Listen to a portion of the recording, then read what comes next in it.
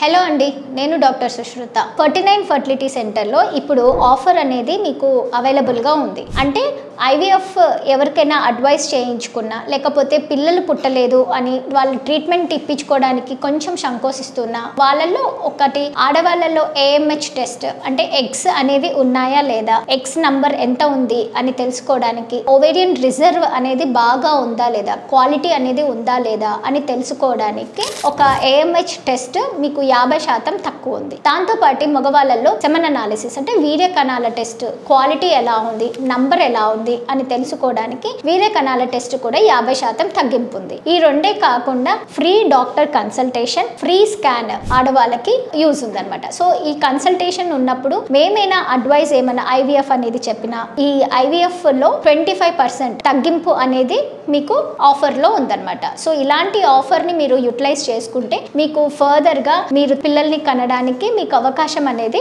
ఎక్కువ ఛాన్సెస్ ఉంటాయన్నమాట. Thank you అండి.